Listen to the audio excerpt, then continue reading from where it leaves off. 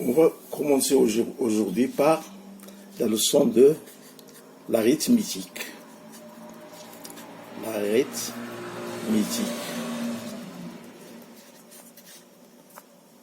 Tout d'abord, qu'est-ce que veut dire le mot arithmétique?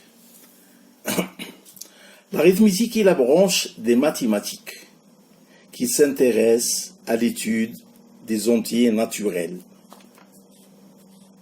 N désigne l'ensemble des entiers naturels, c'est-à-dire l'ensemble qui comporte les nombres 0, 1 jusqu'à l'infini. Z désigne l'ensemble des entiers relatifs, c'est-à-dire l'ensemble, si vous voulez, moins 4, moins 3, moins 2, moins 1, 0, etc. Ok? Donc, comme j'ai dit, l'arithmétique est la branche des mathématiques qui s'intéresse, comme j'ai dit, à l'unité des entiers naturels qu'on appelle N.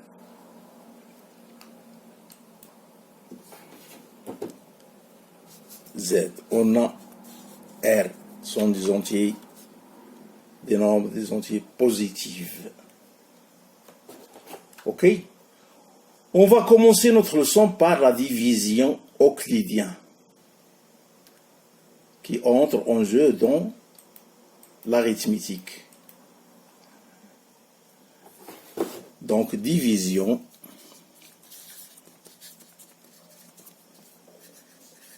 euclidienne.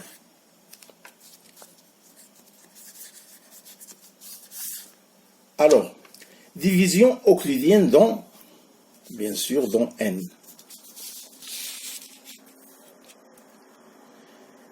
Dans ce cas-là, soit A et B, deux entiers naturels, avec B, bien sûr, différent de 0. Considérons l'ensemble B des multiples de nombres égaux, par exemple, AA égale à B, avec X appartenant à N. On travaille dans N, les nombres entiers. Ok? Avec X est égal à KB, constante fois le nombre B, avec K appartenant bien sûr à N. Et bien sûr, avec X, il doit inférieur ou égal à A. Dans ce cas-là, l'ensemble B est non vide, puisque 0 appartenant à B. B, dans ce cas-là, est donc un sous-ensemble de N, qui n'est pas nul, et majoré par A. Ok? Donc, par la suite, B admet un plus grand élément, c'est-à-dire qui tend à l'infini. Il existe donc un entier naturel, si vous voulez,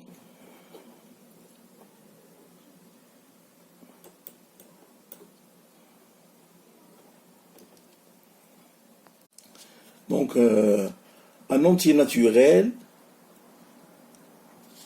Q unique, tel que par exemple BQ est inférieur, comme j'ai dit, ou égal à A.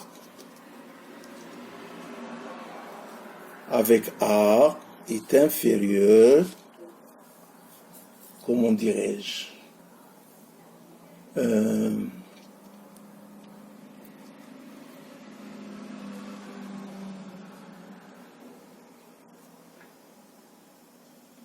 A est inférieur, ou est inférieur plutôt à B, qui est Q plus 1. OK? Donc ici, on a deux résolutions, c'est-à-dire A égale à BQ plus R, et R avec R qui était inférieur à B. OK?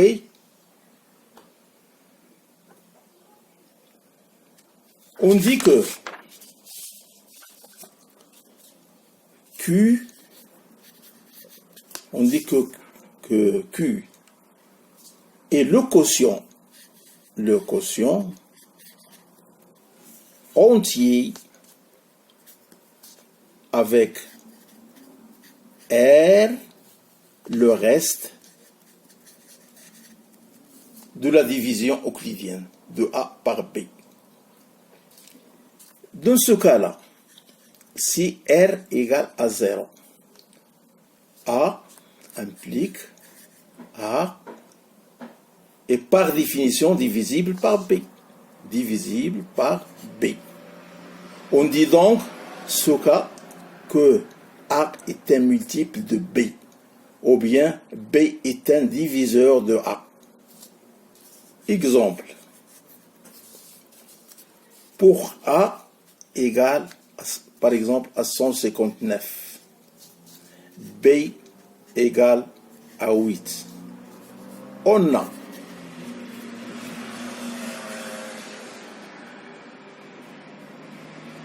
R est égal à 0 par exemple.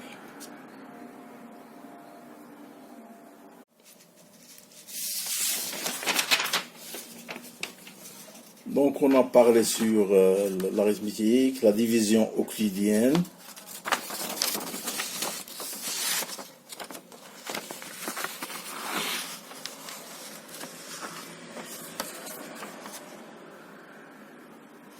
Maintenant, on va passer à la division. Si vous voulez, autant de décimales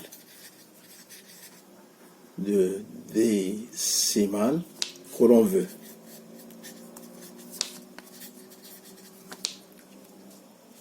Si vous pouvez diviser le nombre, par exemple, 4578 par le nombre 17.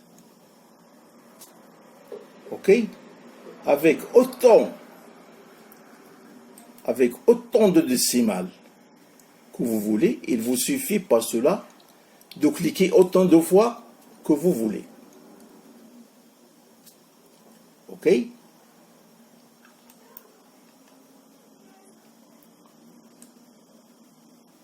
Cela permet de mettre en évidence, par exemple, l'aspect qu'on va voir maintenant, périodique de certains rationnels. Donc, période de certains rationnels. Qui dit ça? Dit développement décimal au rationnel. OK?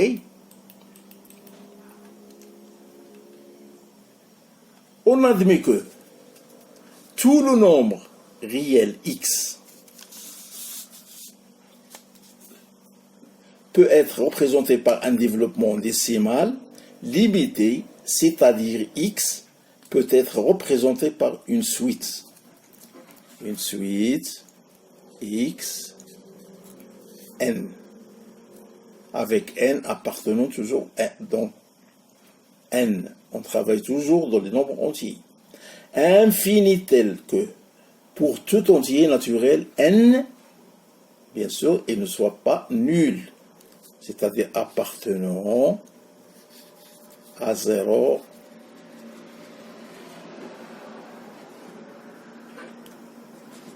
pesant 9. X, n appartenant, dans ce cas-là, il appartient à z. L'écriture décimale illimitée de x s'écrit x qui est égal à x0, x1 jusqu'à xn. On tire de là. Un nombre décimal, c'est quoi?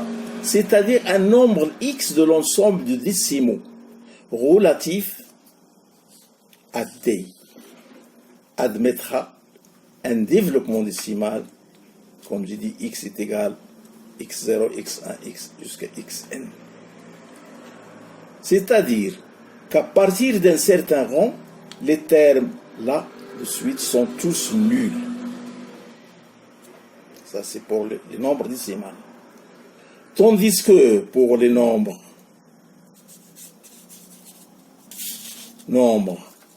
nationaux, pour le nombre rationnel, qu'est-ce qu'on voit? Il admet un développement décimal illimité, périodique, et réciproquement. Pour trouver par exemple ce développement décimal, on effectue la division habituelle. Ok? Donc c'est tout ce que je peux dire sur ce chapitre de l'arithmétique, et à bientôt.